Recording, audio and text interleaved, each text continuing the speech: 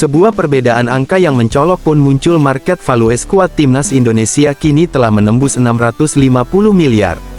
Sementara Australia hanya 421 miliar, yang lebih mengerikannya lagi Australia sedang tidak dalam kondisi ideal, badai cedera menghantam skuad mereka, pelatih timnas Australia pun terpaksa melakukan perombakan besar demi memberikan perlawanan kepada timnas Indonesia, bahkan penjaga gawang Australia kini telah digeser posisinya oleh penjaga gawang timnas Indonesia yang baru yakni Emil Audero, yang mana Emil kini menjadi kiper termahal kedua di Asia.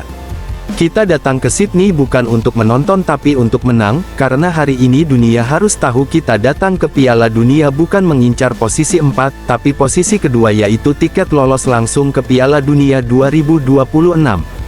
Dulu ketika mendengar nama Australia kita hanya bisa menunduk tak percaya diri seolah mustahil bisa menandingi mereka, seolah jarak antara kita dan mereka terasa begitu jauh, ya terlalu jauh, hasil seri seperti tak masuk akal menang justru makin terdengar seperti khayalan, untuk tak dibantai mereka saja kita sudah sangat bersyukur. Ya itulah timnas Indonesia, sebuah tim yang dulu dipandang rendah kini berdiri gagah di hadapan raksasa Asia, dan kini pertanyaannya bukan lagi apakah Indonesia bisa menang tapi apa alasan kita untuk kalah. Australia memang masih unggul dalam dua hal, yang pertama soal ranking FIFA, dan yang kedua tentang nama masa lalu. Namun sepak bola tak dimainkan di atas kertas, sepak bola juga bukan tentang sejarah, tapi tentang hari ini. Sial bagi Australia, hari ini Indonesia lah yang unggul di banyak hal. Sebuah fakta mencengangkan terungkap yang mana Australia akhirnya mengumumkan nama-nama pemain yang akan mereka bawa Garuda, sebab market value skuad timnas Indonesia kini telah menembus 650 miliar rupiah, sementara Australia hanya 421 miliar. Angka yang tak hanya menunjukkan nilai pemain tapi juga menggambarkan arah dan kemajuan pesat sepak bola negeri ini. Yang lebih mengerikannya lagi Australia sedang tidak dalam kondisi ideal, badai cedera menghantam skuad mereka, pelatih timnas Australia pun terpaksa melakukan perombakan besar demi memberikan perlawanan kepada timnas Indonesia. Nama-nama yang dipanggil bukan lagi pemain terbaik mereka, tercatat ada 9 pemain baru yang akan bergabung dan yang mengejutkan 6 di antaranya hanya pemain lokal Liga Australia, bahkan beberapa nama yang dipanggil justru belum pernah debut, sementara yang lainnya adalah nama-nama yang sudah lama terlupakan. Tak heran para supporter Australia murka di media sosial. Mereka mempertanyakan keputusan sang pelatih, mereka khawatir, kecewa dan cemas karena mereka tahu Indonesia yang akan mereka hadapi bukanlah tim yang sama seperti dulu.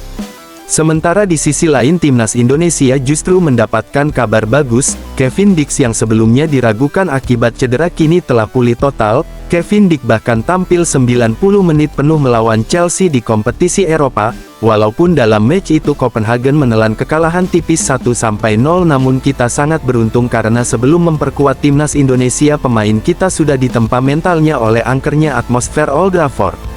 Tak hanya Dix, Emil Audero, Dean James dan Joey Pelopesi telah resmi menyelesaikan proses naturalisasi mereka, bahkan penjaga gawang Australia kini telah digeser posisinya oleh penjaga gawang timnas Indonesia yang baru yakni Emil, yang mana Emil kini menjadi kiper termahal kedua di Asia.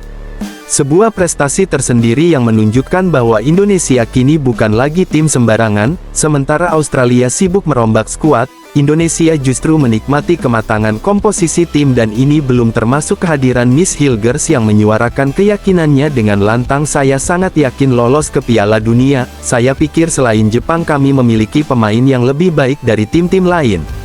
Saya tidak akan mengomentari tim lain, tapi saya benar-benar percaya pada skuad ini. Sebuah pernyataan yang menegaskan jika mental tak takut pada siapapun telah benar-benar ada di diri punggawa Garuda ini.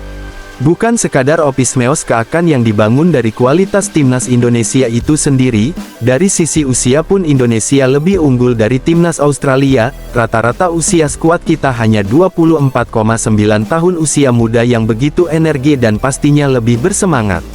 Sementara Australia memiliki rata-rata usia 28,2 tahun, memang lebih senior tapi mereka mulai menua.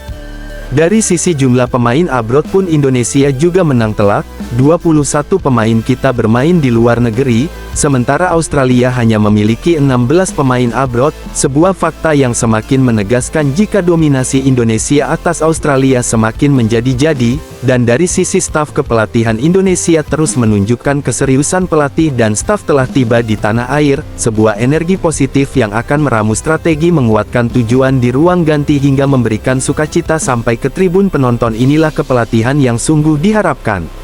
Kini semua mata tertuju ke laga penting melawan Australia dan saat Indonesia bersiap bertanding di Sydney, tim pelengkap lainnya yaitu Bahrain justru harus menghadapi raksasa Asia yaitu timnas Jepang. Punggawa tim Samurai tak akan lupa karena supporter Bahrain sebelumnya sempat melecehkan lagu kebangsaan Jepang dan bahkan melakukan aksi memalukan seperti laser ke pemain Jepang. Kini mereka harus membayar harga dari perbuatan itu. Jika Jepang berhasil mengalahkan Bahrain, maka Bahrain akan semakin terbenam di dasar klasemen.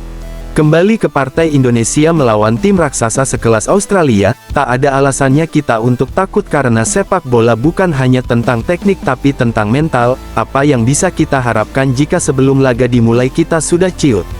Satu hal, tak ada alasan untuk kalah bukan karena kita sombong, tapi karena kita memang sudah siap-siap secara kualitas, siap secara mental, siap muat sejarah baru. Kita datang ke Sydney bukan untuk menonton tapi untuk menang, karena hari ini dunia harus tahu kita datang ke Piala Dunia bukan mengincar posisi 4 atau 3, tapi posisi kedua yaitu tiket lolos langsung ke Piala Dunia 2026. Dapatkah timnas Indonesia mewujudkan hal itu? Biarkan waktu yang menjawabnya.